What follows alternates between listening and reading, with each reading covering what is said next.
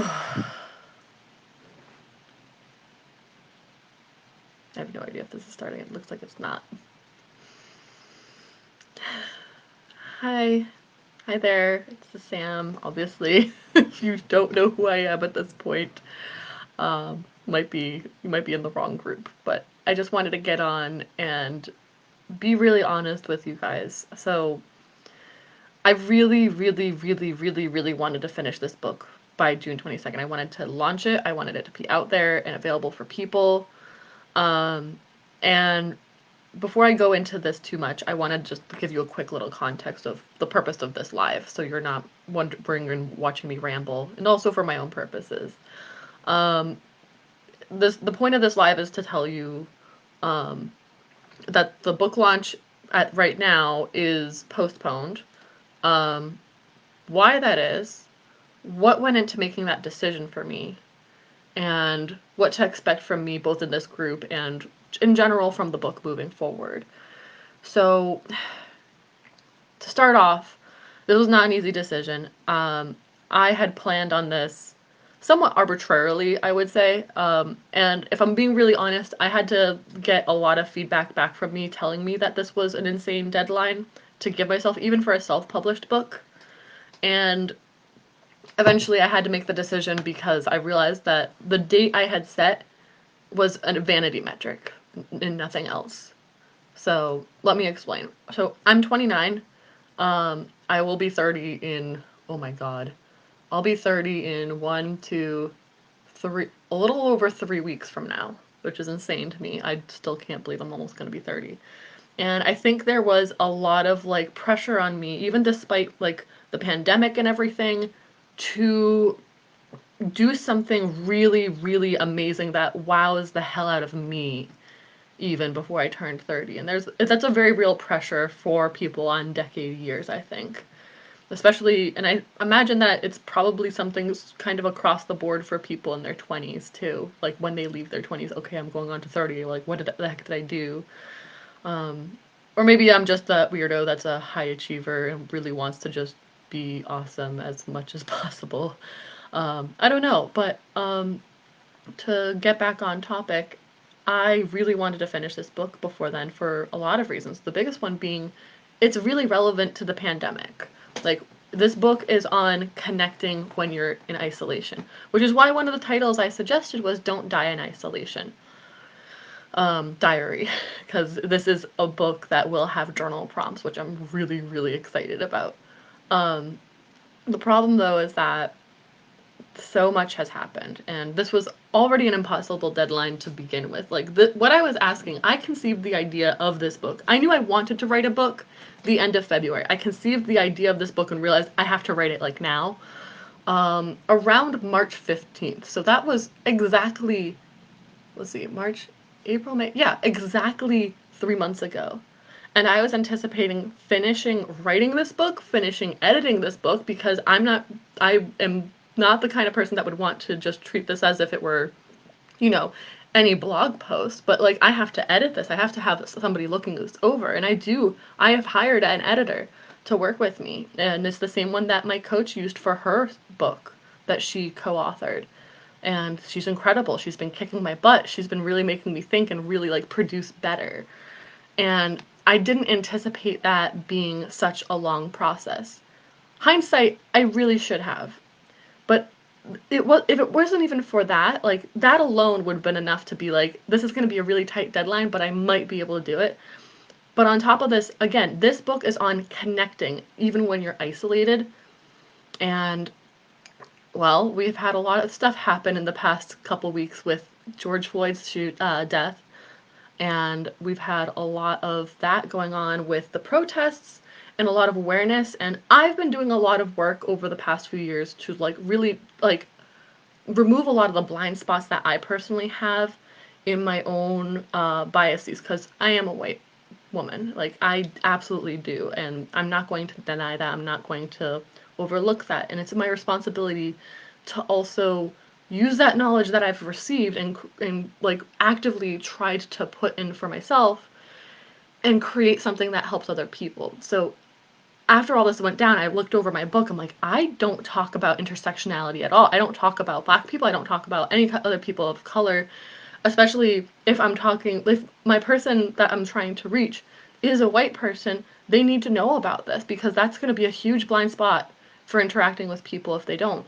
And if they're not a white person, if they are a person of color, I need to address that on their end too, because it's not going to be this, like, as much as I want like our interactions to be the same, everybody thinks differently, and to deny that like how you grow up and race is not a part of how you connect with people would be a really big blind spot, and I just wouldn't feel good about calling myself an expert on connection on that. So I have been doing the work to learn more, and I have been doing the work to start teaching. And the problem is that it's not a problem as much, well, it is a problem.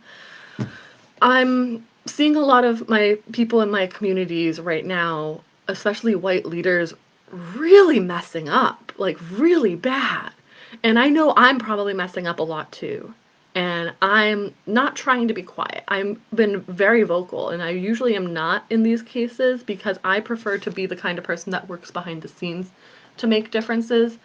This particular case is different though because this case demands people to speak up so people know who they can count on. It's not so much to show everybody, look, I care about Black lives. It's to show people that are looking for who they can talk to about this to know I'm a person you can talk to about this. So I've been trying to be vocal. I've been trying to share resources. I've been trying to engage, and that's exhausting too, and that's been taking away from editing time. I don't blame anything about this, and I wouldn't have had it any other way. It's just that holding all of these is really hard. And that's not even like the end of it. That's a big piece of it. It's not the last. This week, I found out from my long-term roommate who's lived here for about 9 years, and I've lived here 6 years. We decided a long time ago that if he ever has a girlfriend and they want to move in together, he would get priority choice over deciding if he would be the one to stay. I currently live with my boyfriend. This apartment is wonderful. I love this apartment so much. I've lived here for 6 years, and like it's a small apartment though. Like this is my cuddle room, and this is my dedicated cuddle room. This isn't how it started. This used to be my combined bedroom and cuddle room. I still don't know how people still came to see me during that. Like it was really cramped and crowded and not very comfortable for anybody involved, but they did. But he reached out and said he's engaged. He's been quarantining away with his girlfriend, but they've been together so like every day, and they're like, you know what, we could do this for the rest of our lives. Yeah. So they got engaged. They're gonna get married in August. Really exciting. And she's moving in, and she works from home. And 4 people in this apartment is gonna be super crowded. So we found out Tuesday that my boyfriend and I are gonna be moving out, and we need to find a place.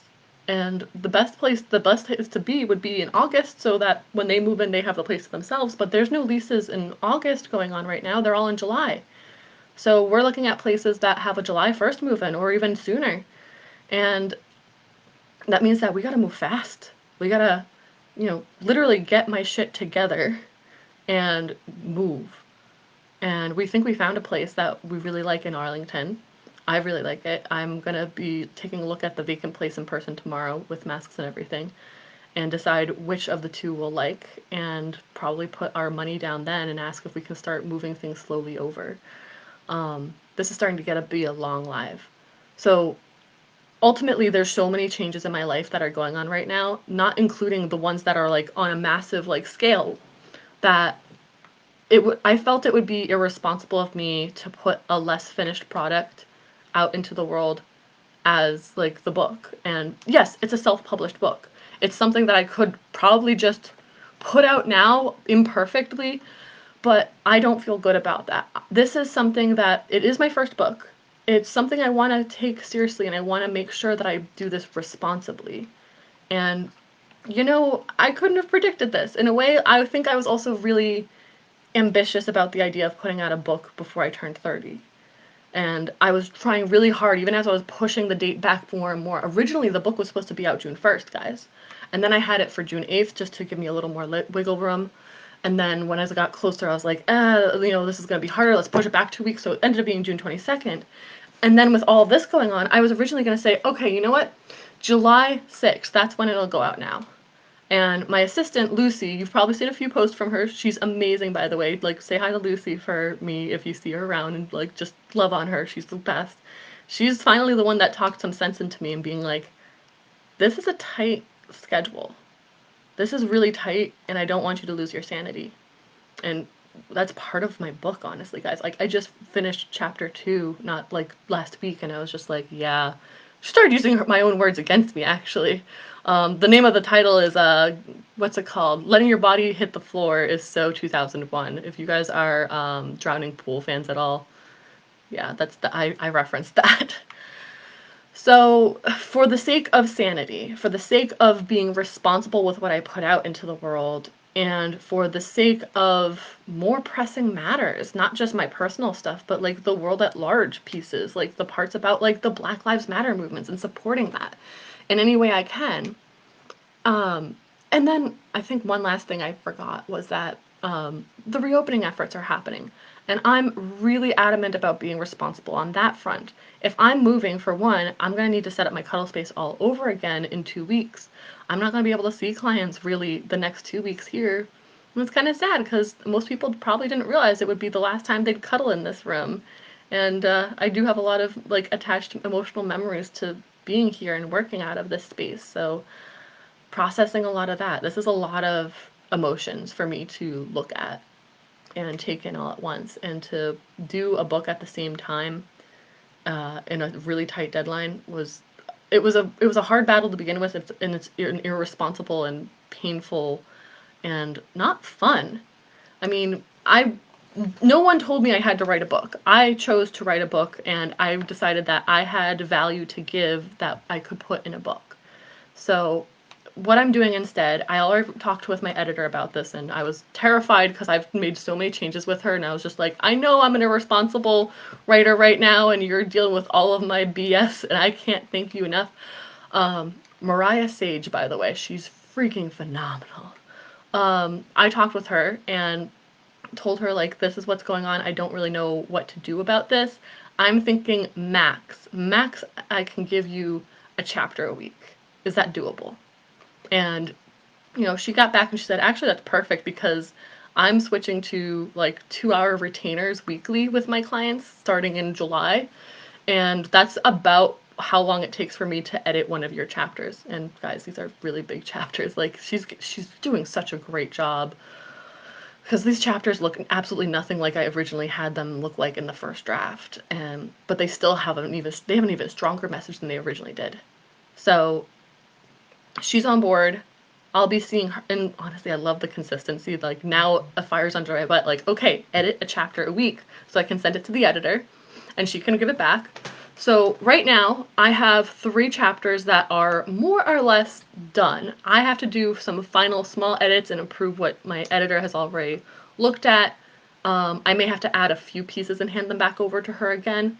But for the most part, like, chapter 1 and chapter 3 were really strong. Chapter 2 may need a little bit more editing because it's so different from what I originally had it as, and a lot of my videos that I had started creating were based around the original content, and then when I started changing that up so much, it was just insane.